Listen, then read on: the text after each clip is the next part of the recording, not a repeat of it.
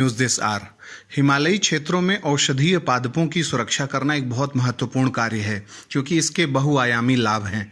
और इसी कड़ी में हाल ही में भारत के सबसे ऊंचाई पर स्थित हर्बल पार्क उत्तराखंड के चमोली जिले के माणा गांव में खोला गया है।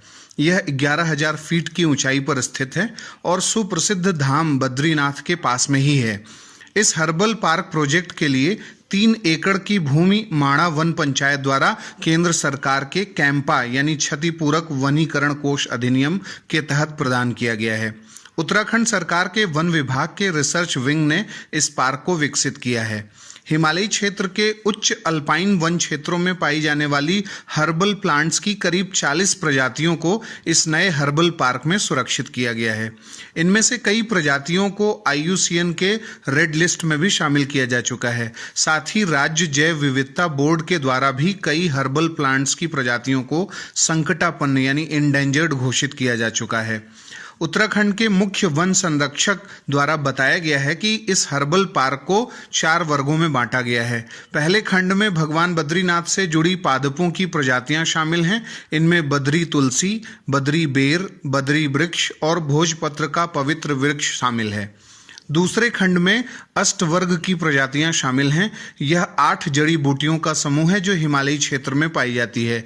इनमें रिद्धि, वृद्धि, जीवक, काकोली, ऋषभक, क्षीर काकोली, मैदा और महामैदा ये सब महत्वपूर्ण प्रजातियां पाई जाती हैं जो च्यवनप्राश के सबसे महत्वपूर्ण तत्व भी हैं।